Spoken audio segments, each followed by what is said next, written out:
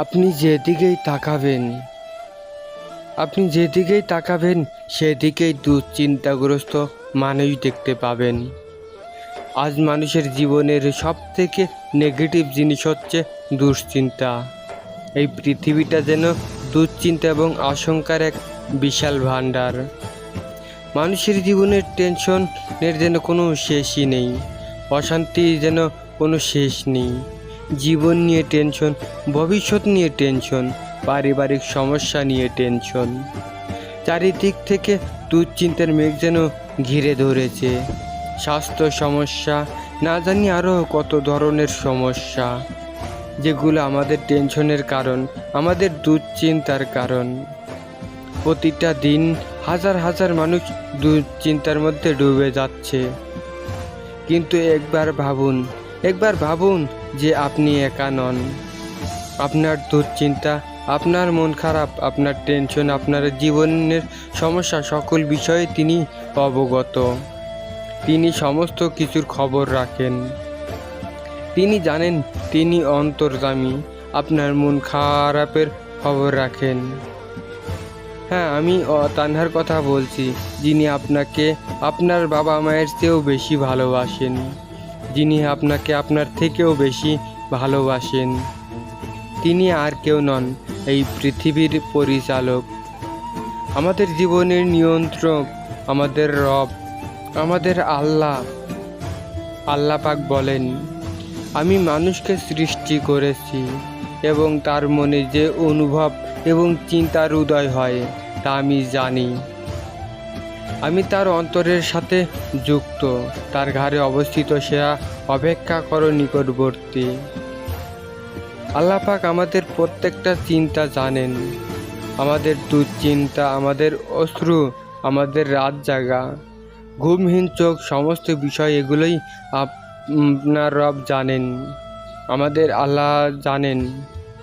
কিন্তু কি বলেন তো, আমাদের রব এটাও স্পষ্ট করেছেন যে ব্যক্তি আল্লাহ তাআলাকে ভয় করে তিনি তার জন্য উদাহরণের পথ বার করে দেন এবং তাকে এমন উৎস থেকে রিজিক দেন যেটা সে কল্পনাও করতে পারে না।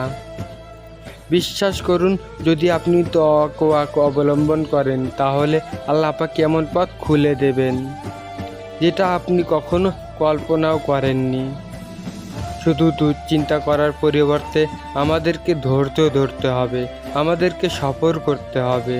সব কিছুই তো সময়ের অপেক্ষা, আর তিনি জানেন উপযুক্ত সময় কোনটি। আমরা হয়তোবা জানি না, ওই জন্যই আমরা দুশ্চিন্তা করি, আমরা টেনশন করি, আমরা মন খারাপ করি, আমরা হতাশ হই। কিন্তু আমাদের কাজ হচ্ছে ধৈর্য ধরা, আমাদের কাজ হচ্ছে রবের উপরে বিশ্বাস রাখা, নিজের উপরে বিশ্বাস রাখা, নামাজের মধ্যে রবকে স্মরণ করা, আমাদের মনের সমস্ত ইচ্ছে, আকুতি, আকাঙ্ক্ষা আমাদের রবকে খুলে বলা। একবার ভাবুন, আমাদের প্রিয় নবীকে কম দুশ্চিন্তায় ছিলেন? তানাকে মক্কা থেকে বহিষ্কার করা হয়েছিল, তায়েফে অপমান করা হয়েছিল। যুদ্ধ, অভাব কি আসেনি তানার জীবনে? কত কঠিন পরিস্থিতির মধ্যে দিয়ে তিনি তানার জীবন কাটিয়েছেন, কত অভাবের মধ্যে দিয়ে তিনি তানার জীবন কাটিয়েছেন। অসাধারণ হয়েও তিনি সাধারণভাবে জীবনযাপন বেছে নিয়েছিলেন এবং সর্বোপরি রবের উপরে বিশ্বাস রেখেছেন। সফরে টিয়ার করেছেন, ধৈর্য ধরেছেন। তিনি কিন্তু হতাশ হননি যেমনটা আমরা হচ্ছি। তানার কাছে তানার নামাজ ছিল সান্ত্বনা, আর আজ আমরা নামাজে ছেড়ে ভুলে গিয়েছি আর দুশ্চিন্তাকে আপন করছি। এত পরিমাণ দুশ্চিন্তা করছি যেন আমরা এই পৃথিবীতে সারা জীবনের মেহমান, যেন আমরা এই পৃথিবীতে সঙ্গে করে সব কিছু নিয়ে এসেছিলাম। আমরা এটা জানি এখানে আমরা ক্ষণিকের অতিথি, তারপরেও আমরা দুশ্চিন্তা করি। আমরা জানি যে প্রত্যেকটা সমস্যার বিষয়ে আমাদের রব অবগত এবং তিনি সমস্যা সমাধান করার ক্ষমতা রাখেন। তিনি তো সমস্যা দিয়ে থাকেন এবং তিনি তো সমস্যার সমাধান করে দেন এবং তিনি আপনাকে আপনার থেকেও বেশি ভালোবাসেন।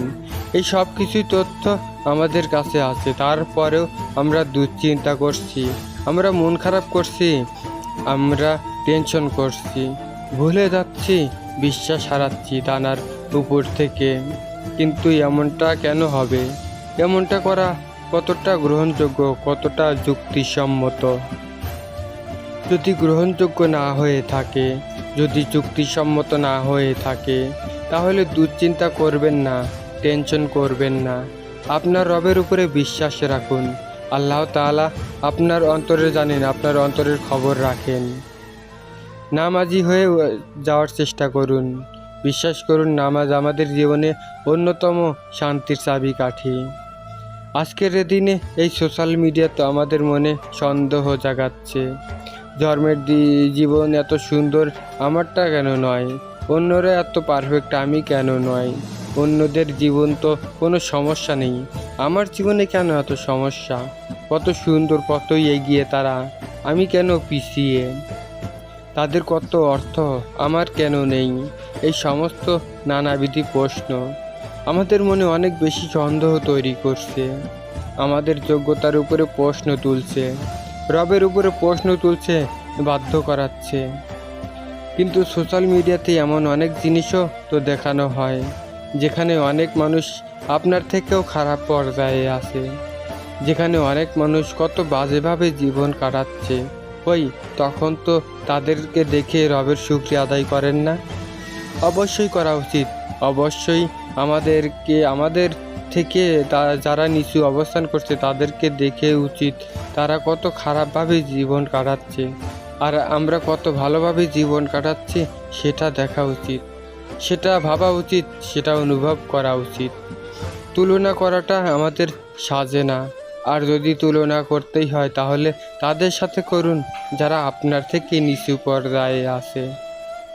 আপনি যে আপনার থেকে উঁচু অবস্থানে থাকা মানুষের দিকে তাকান, দেখেন, তুলনা করেন, সব করা মানুষের দিক তুলনা করেন যারা মানুষকে দেখতে পছন্দ করে। আপনি যখন তুলনা করেন তখন আপনি নিজের উপরে সন্দেহ রেখেন, আপনি আপনার জীবনের শান্তিটাকে হারিয়ে ফেলেন, আপনি আপনার জীবনের শুকরিয়াগুলোকে হারিয়ে ফেলেন। কিন্তু আল্লাহ তাআলা বলেন, নিশ্চয়ই আল্লাহর স্মরণে অন্তর প্রশান্ত হয়।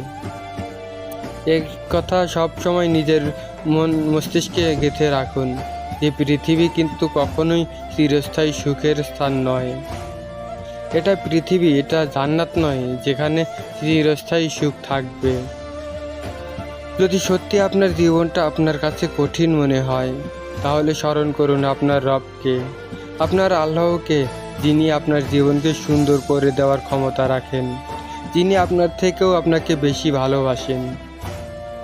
জীবনে যতই বিপদের মধ্যে থাকুন না কেন, যতই খারাপ সময়ের মধ্যে দিয়ে অতিবাহিত করেন না কেন, এটা মনে রাখবেন যে আপনি কিন্তু একা নন। আপনার সাথে আপনার রব আছে, এই পৃথিবীর পরিচালক আছেন, আল্লাহ আছেন আপনার সঙ্গে।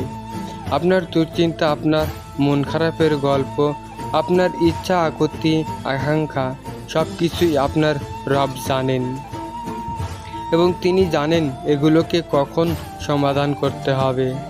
তিনি জানেন এগুলোকে কখনো আপনার জীবন থেকে দূর করতে হবে, কখনো আপনাকে পুরস্কৃত করতে হবে। নিঃসন্দেহ তিনি আপনার শুভাকাঙ্ক্ষী। নিঃসন্দেহে আমরা হয়তোবা আমাদের ভুল বুঝতে পারি না, আমরা হয়তোবা আমাদের জন্য কোনটা সঠিক সেটা সবসময় সঠিকভাবে নির্ধারণ করতে পারি না, কিন্তু তিনি সব কিছুর খবর রাখেন, আর তিনি নিশ্চিত আপনাকে মুক্তির পথ দেখাবেন। তাই জীবনে দুশ্চিন্তা নয় বরং দোয়া করুন, হতাশা নয় বরং সতর্ক করুন, বিরক্ত নয় বরং নামাজ পড়ুন। আল্লাহর উপরে ভরসা রাখুন, বিশ্বাস রাখুন। মনে রাখবেন তিনি কখনোই কাউকে ছেড়ে দেন না। আপনার কাছে অনুরোধ করব, দুশ্চিন্তা করবেন না।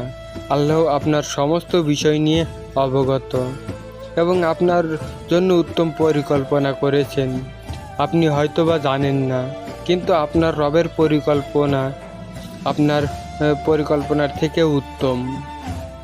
মনে রাখবেন, আমরা মানুষ, আমরা ভুল করি। তিনি স্রষ্টা, জানার দ্বারা কখনো ভুল হওয়া সম্ভব নয়।